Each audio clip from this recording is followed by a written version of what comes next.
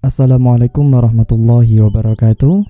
Alhamdulillah, pada hari ini kita masih diberikan kesehatan oleh Allah Subhanahu wa taala. Podcast hari ini tetap hadir untuk menemani segala aktivitas teman-teman semuanya. Semoga aktivitas teman-teman semuanya diberikan kemudahan oleh Allah Subhanahu wa taala. Oke, pada podcast kali ini kita dimulai dengan sebuah kisah. Di sebuah desa ada seseorang pedagang yang sangat kaya raya. Dia punya beberapa pelayan, di mana salah satunya itu sangat lugu, sehingga banyak orang ngecap dia itu sebagai orang yang bodoh. Pada suatu hari, si pedagang itu memerintahkan si pelayan ini untuk pergi ke sebuah desa yang rakyatnya banyak yang miskin untuk menagih hutang-hutang dari penduduknya, karena hutangnya sudah terlalu banyak. Akhirnya si pelayan toko ini mengiyakan perintahnya dan mengajukan satu pertanyaan kepada si pedagang kaya ini, bahwasanya ketika hutangnya sudah dibayar, uangnya mau dibuat apa?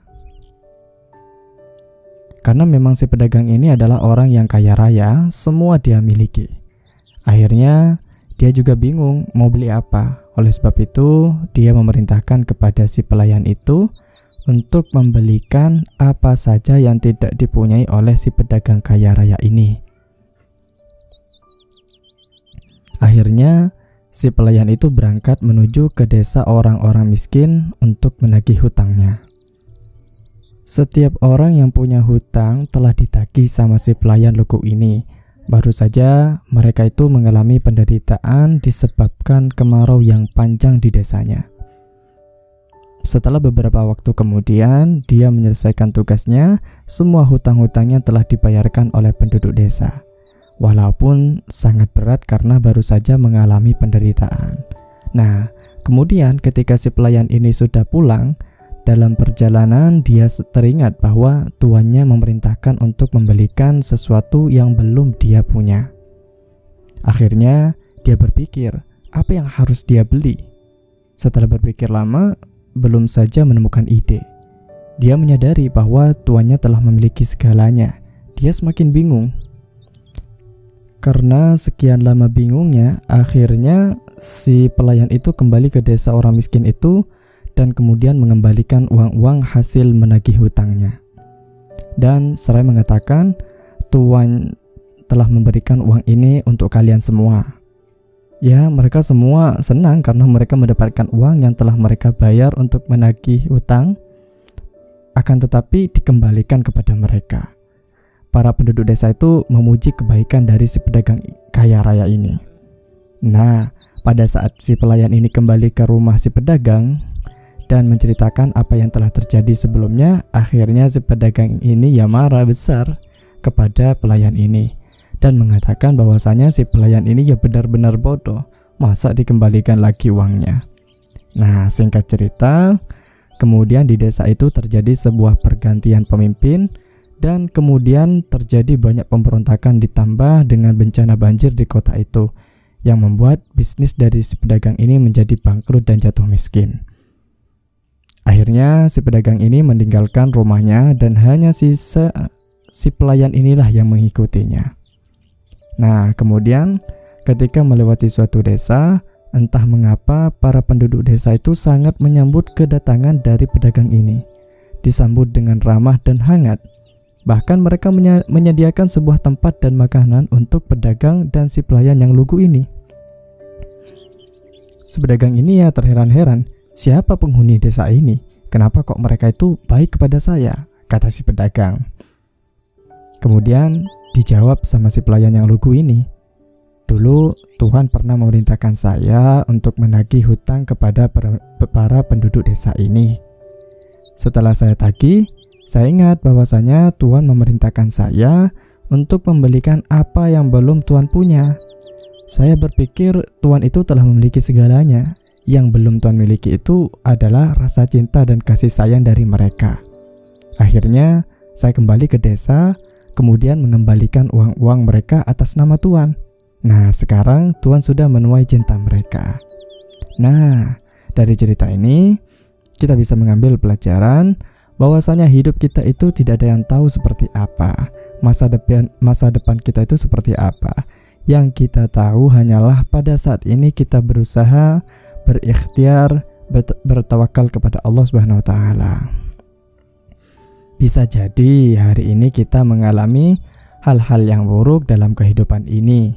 Hidup begitu berat.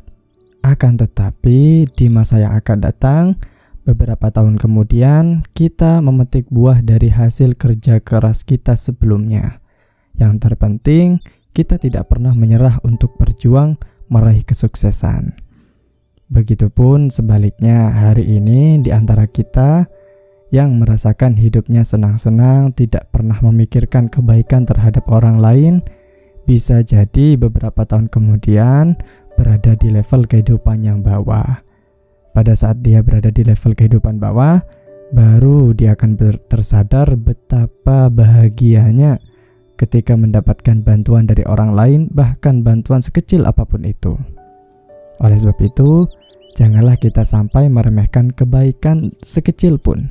Fastabiqul khairat, berlomba-lombalah dalam berbuat kebaikan. Sekecil apapun kebaikan yang kita buat, maka itu semuanya akan dibalas oleh Allah. Sebaliknya juga perbuatan buruk sekecil apapun itu juga akan dibalas oleh Allah. Nah, ini ada beberapa contoh kecil, ada beberapa contoh kebaikan kecil. Yang pertama, mengucapkan terima kasih. Nah, mengucapkan terima kasih ini juga salah satu kebaikan kecil yang apabila kita melakukannya, kita bisa merasakan kebahagiaan dalam kehidupan kita.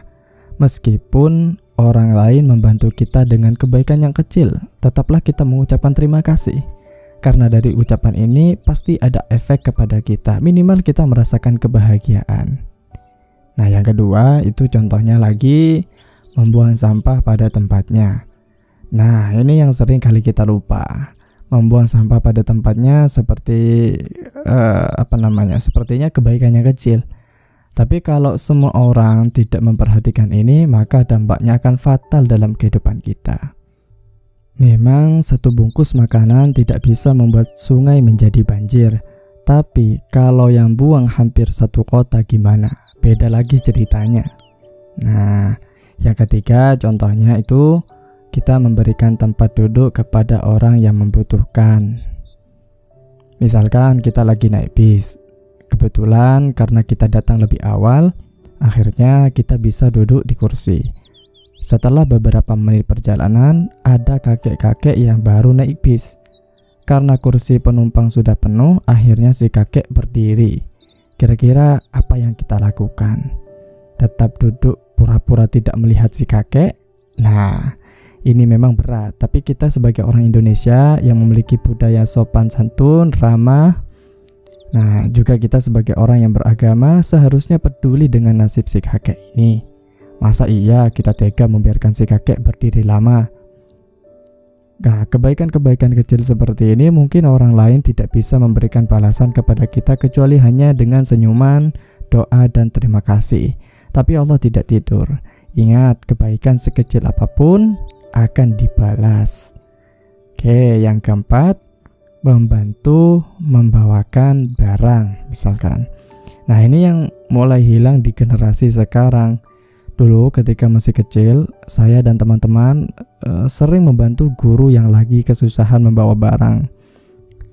Misalkan setelah pembelajaran, guru membawa laptop dan proyektor. Ya agak sulit kan bawa dua sekaligus. Akhirnya banyak siswa yang menawarkan bantuan untuk membawakannya. Nah, sekarang saya rasa budaya ini sudah mulai hilang. Banyak siswa sudah tidak peduli sama gurunya. Ngelihat gurunya bawa barang banyak, hanya dilihat saja, bahkan bisa-bisa ditertawakan. Mereka bahkan juga ya sibuk dengan gadgetnya masing-masing. Saya belum tahu di mana letak permasalahannya, mengapa budaya ini menjadi seperti ini. Entah itu karena pendidikan sekolah juga yang kurang bagus, atau karena orang tuanya juga yang tidak peduli mengajari budaya sopan santun kepada anaknya. Oleh sebab itu, mari kita sama-sama merubah diri kita semakin baik. Saya sebagai guru bukan hanya mentransfer ilmu tapi juga akhlak. Orang tua juga di rumah, mari kita peduli dengan moral anak-anak kita. Dan juga untuk siswa, belajar keras itu memang perlu, tapi akan pincang kalau tidak diimbangi dengan moral yang baik. Oke, itulah contoh-contoh dari kebaikan-kebaikan kecil yang bisa kita introspeksi diri. Apakah kita sudah melakukan apa belum? Kalau belum, ayo kita berusaha bersama-sama melakukannya. Insya Allah kebaikan-kebaikan kecil ini juga bisa menjadi perantara bagi kemudahan dalam hidup kita di masa depan. Hidup ini memang penuh dengan misteri, banyak yang tidak kita ketahui, dan inilah yang menjadi tantangan dalam kehidupan kita untuk percaya akan takdir Allah. Kita ingat bahwa takdir Allah itu ada. Takdir yang membuat kita senang dan ada takdir Allah yang membuat hati kita itu tidak senang, akan tetapi pada hakikatnya semua itu adalah untuk kebaikan kita. Hanya saja kitalah yang harus berpintar-pintar memahami setiap kejadian yang menimpa kepada kita. Terima kasih teman-teman. Mungkin podcast kali ini sampai di sini saja. Semoga podcast ini bisa membuat kita menjadi lebih baik lagi, bisa bermanfaat bagi kita semua. Dan terima kasih. Akhirul kalam. Wassalamualaikum warahmatullahi wabarakatuh.